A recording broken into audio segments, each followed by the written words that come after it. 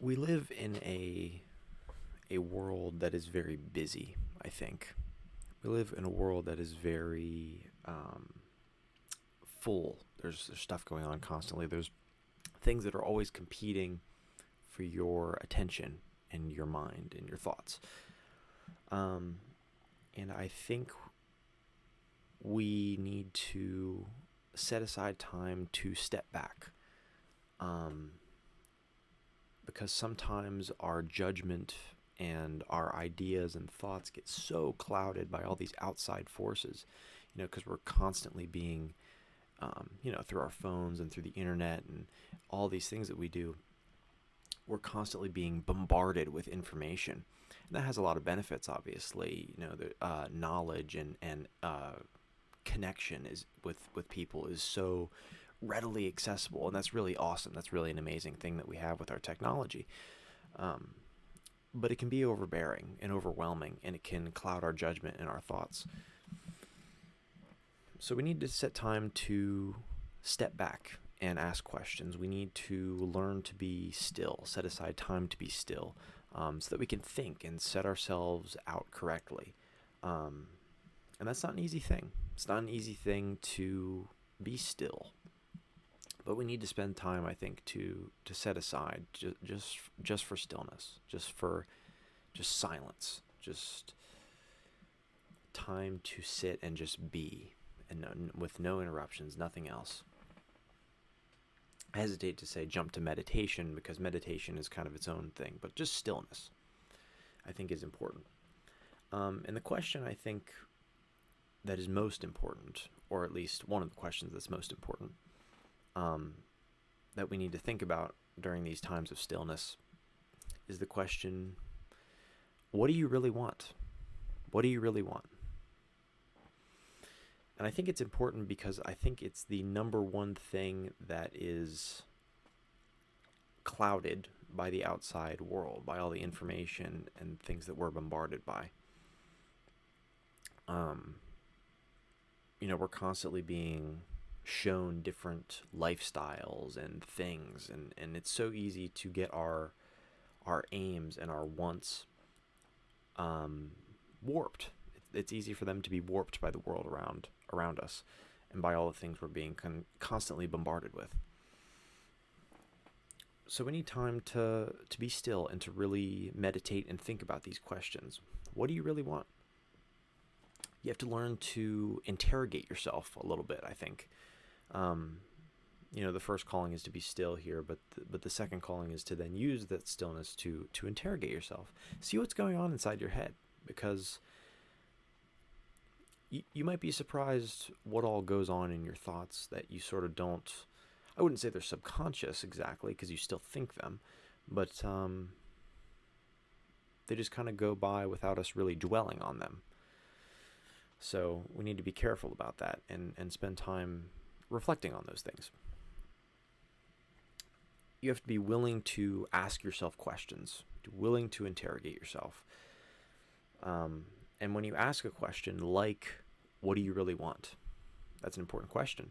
When you ask yourself a question like that, the reality is that sometimes we don't want to ask ourselves that question because we're afraid of what the answer might be. When you ask yourself a question like, what do you really want? You are setting out a goal, a target. And if you set that target, that means you have something to fall short in front of. And that's a very scary thing. The fear of failure there is very much real. And sometimes they're shallow aims, I want a new Xbox. It's like, okay, you fall short of that. It's like, whatever. It's not a big deal. But when we ask ourselves that on the broader level, what do I want? What do I really want out of my life? What do I really want out of a romantic partner? What do I really want out of my education, my job, et cetera, et cetera? These bigger questions. Setting those out can be pretty scary, because those are big targets to fall short of. So you have to be really willing to ask yourself these questions. You really have to set out with your best foot forward and ask yourself honestly, because that's the only way you'll ever get a good answer, is you have to ask yourself honestly and carefully. So the first question that I want to talk about today is obviously what do you really want? Because I think it's an important question. But there's also corollary questions with that come along with what do you really want that I think are equally important. So first you might say, what do I really want? I want this and this. I want to see this out of my life. I want to be here in the next 5 years, that kind of thing. But then you might ask, I don't want to say it's a more important question. I guess it is. It's equally as important, if not more. But it's an underlying question, which is, why do you want what you want? And then even deeper is, should you really want what you want? I want to see myself as a millionaire in 10 years. That seems like a reasonable aim. That's something you want. Okay, great. Why do you want that? Do you want that because you want to be able to provide and sustain a family? Or do you want that so you can go travel the world? Or do you want that so you can just be Scrooge McDuck and dive around in your piles of money? It's like, well, that's not a very noble aim for your wanting to be a millionaire. So should you want that? Is that something you really should be aiming at? This is going to get into a little bit more of a philosophical edge on whether or not there are things you should actually aim at, if there's any right or wrong thing to aim at. But I'm just going to assume, for the sake of this, that you believe in some regard that there are things you should or should not do. There's some code of conduct you have for yourself in some way. So you have to honestly evaluate your aims. Why do I want what I want? And should I want it? And those are difficult questions to ask. And you might find when you start meditating on these questions, in these periods of stillness, you might find that you're unraveling a lot about yourself. So be cautious, and you may find that the answers you were getting from yourself can be even a little overwhelming, because your aims and your wants, they constitute a lot of what you are as a person. They certainly constitute your direction. There's no doubt about that. Sort of inherently, by the nature of what wants are and what aims are, but they constitute a lot of what you are, who you are as a person. So that's yet another reason why this is a very important question, or series of questions to ask yourself and to meditate on. And why I think it's so important. Not only are these just important questions to meditate on for all those reasons, but like I said at the beginning, these are things that can be very, very warped by the world around you. So really, we should make an honest effort to try and distinguish the ways in which we've been influenced by the surrounding world.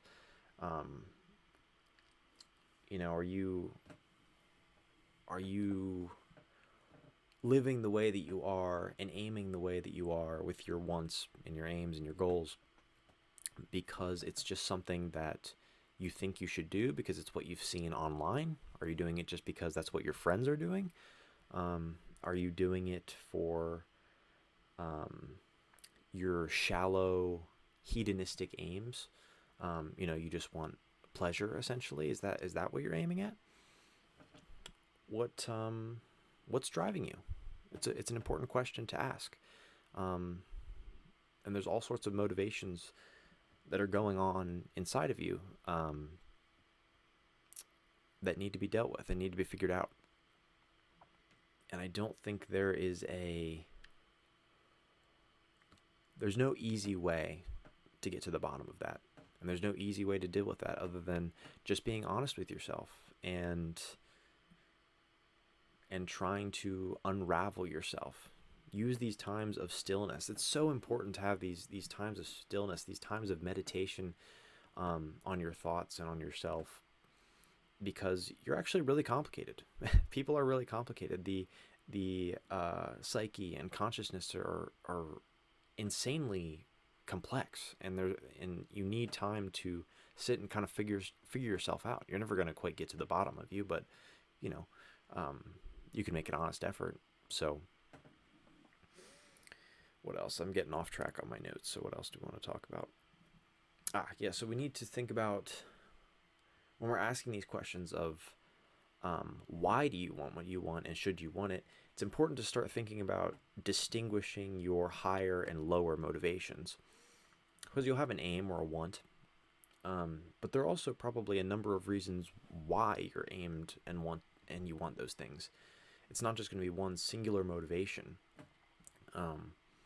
So it's important to think about these things carefully, because you have a lot of competing motivations within yourself.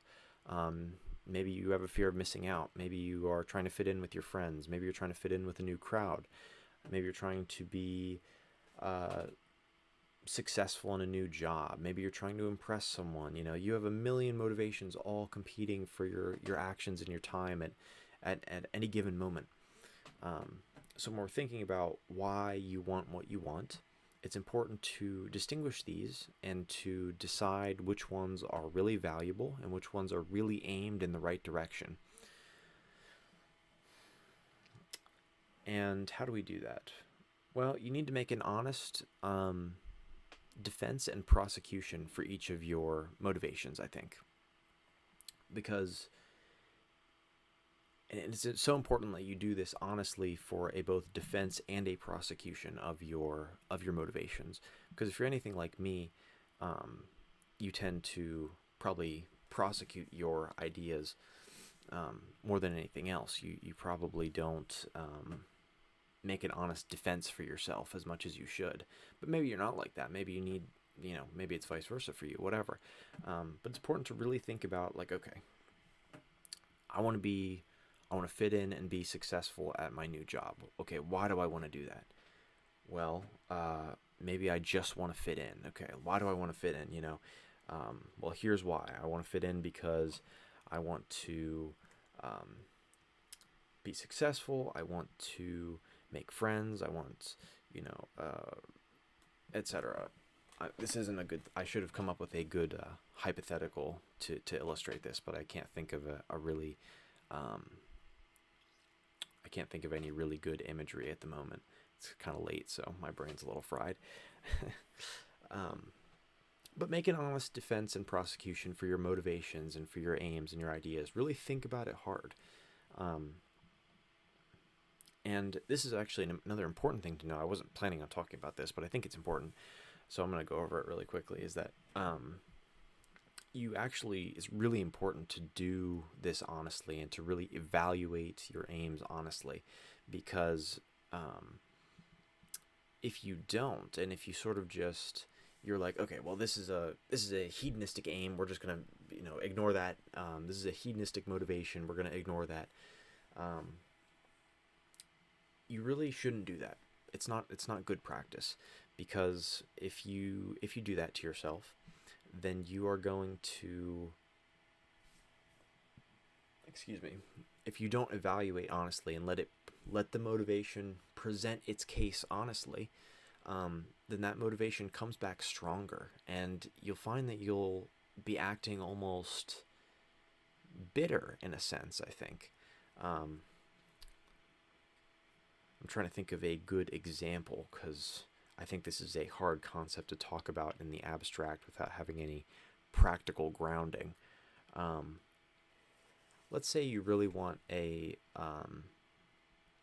new iPhone. I think that's a pretty reasonable one, and you might write that off. You say, well, my current phone works fine. I really don't need a new phone. It's not a big deal. Well, just ignore that. Let's not talk about it. Let's not think about that. Just move on. And that's fine. And on its surface, it might seem like that's a really shallow aim. You might want to just kind of ignore that. But I think it's important that you really evaluate those kinds of things carefully. Because let's imagine then, you have this idea, you wanted a new iPhone. We're just going to ignore it, though. So then let's say you have a really rough week, and maybe someone in your family passes away, maybe something like that. You're really just emotionally distraught. maybe your classes, your education, you're having a rough week there. You bombed a test, you missed an assignment, whatever. You turned in a paper late. You just have a really rough week. You're just kind of falling apart. And then all of a sudden you think this motivation for this new iPhone comes back into your head, and suddenly you don't care enough to try and fend it off. So you just go out and splurge on whatever, $1,200 for a new iPhone. I don't know what it is, something like that. You just run out and splurge that money. It's like, well, now you didn't even evaluate it to begin with. You just went out and splurged the money and didn't even think about whether or not it was a good thing to do. So what really was the better option there, and or what I think would be the better option personally, is to take that aim initially when you first had that thought, should I get a new iPhone, is to really sit and think about that, and really think about, well, is this something that's really necessary? Why do I want this? Is it just because, it's like, well, maybe I just really want this iPhone because I want to fit in with my new group of friends who are all, tech guys. They're always up with the latest tech, that kind of thing. And I just want to fit in. I want to show off my new phone to them. I want to impress them a little bit. It's like, well, if you had just said that to begin with, you would be okay. Like, okay, well, I know I want that, but really it doesn't make sense financially to do that. So, but that's okay. We'll maybe next year we'll get the new iPhone. It's like, well, now that you've properly addressed the want, you've properly addressed this thing that you've wanted, then you have this bad week, and then suddenly you're strong enough to stand up to it. It's like that motivation is it's shelved. It's gone. It's not gone. That's not the right way. That's not the right phrase. That's not what I'm looking for. It's shelved. It's put away. It's not going to pop up and sort of take you by surprise and attack you when you're least expecting it. It's been dealt with properly. It's been put in its proper place. Yes, that's the right way of thinking about it. It's you've put the aim in its proper place by properly contextualizing it and thinking about it. There you go. Yeah. My brain's still working. Good. So, what else? So when we're thinking about all these things broadly, what do you really want? Why do you want it? Should you want it? Being still, thinking carefully about these things. Then we need to take it out into the real world. So you've thought about these things. You've committed to spending time in stillness and in meditation and really thinking about these ideas carefully. Then you have to orient yourself according to that. You have to say, okay, well, I wanted this thing. Here's why I wanted it. I decided that it was actually a good and noble thing for me to want and to be pursuing. So I'm going to do it. I think that's a good thing. So I'm going to do it. And then you need to properly contextualize that and properly set out a plan to achieve it. This is really the formula for how you set out your goals and your aims in your life. And it's another reason that it's just so important to really meditate on these questions, because these questions are the questions that will dictate the direction of your life. I think that's the right way of thinking about it. What do you really want? Why do you want it? Should you want it? And then taking the answers to those questions and setting them out into reality and following them as a map to get where you want to go. These are the questions that lay the foundation for the direction of your life. So I had another note here about stoicism, but I don't know. I don't know what I was thinking when I made that note, so we're going to skip it for now, and maybe I'll come back to it if I think of something. So this is another important sort of element of this, is when you don't get what you want. You've decided, okay, I know what I really want. I've set out my plan. I know why I'm chasing it. I know what I'm doing. I've set it out. I've done everything right, and I've fallen short. I'm not enough, or maybe it's I couldn't achieve what I wanted to. The opportunity fell through. It was a one-time thing, and now it's no longer available. So I failed. I didn't get what I wanted. What do you do with that then? Where do you go from there? Well, I think you need to ensure that you did the right thing. When you were really meditating on this opportunity, on this plan, on what I really wanted, what you really wanted, um, did I really do the right thing? Was that really the right thing to aim where I was aiming, to want what I was wanting? And if you did that carefully, and if you spent the time to meditate and reflect on that carefully, you should sort of be at peace with that. You lost the opportunity, well, I did the right thing. I set myself out right and correctly. Um, I oriented myself well. I executed the plan I had in place as well as I could have. I took the opportunities that were in front of me, and I didn't get what I wanted. Tough luck. That happens. It's life. But I think you'll find that as long as you actually did the proper prerequisite thought and meditation about whether or not that was the right thing to do and whether or not it was the right thing to aim and to want, I think you'll find that you'll find peace in that. You'll know that pursuing that opportunity was the right thing. You'll know that wanting that thing, even though it fell through, was the right thing to do. And I think that's why I had my note about the Stoics here. I've read some of the Stoics. I've read Seneca. I've read Marcus Aurelius. The Meditations. I think they mastered that better than anyone else. The being at peace with your actions. It's like, I did the right thing. Okay, did it work out? No, but did I do the right thing? Cool. Then I don't need to worry about it. Don't need to be emotional about it. Don't need to dwell on it and be miserable about it. I did the right thing. I always have a choice, and I took the best choice and the best route available with the knowledge I had at the time. I meditated on it as much as I could and thought about it. It was the right thing to do. So I'm at peace with that. Anyway, that's kind of off topic, I guess. That delves more into opportunity rather than the idea of what you want and why it's important to dwell on that. Although they're kind of tied together, I guess, because of the whole setting out what you really want, and then opportunity is sort of inextricably linked to that, because that's how you get from just wanting something to having something. So obviously there's some overlap there. Anyway, I think that's all I have to share. My mind's been a little all over the place. I have a lot of different ideas I've been floating around this week, so I have some exciting videos, I think, coming up. So, or at least to me, exciting ideas and videos to me. So be on the lookout for those. And I hope all of you are blessed beyond belief. I genuinely pray for all of you, and I hope you have a great night.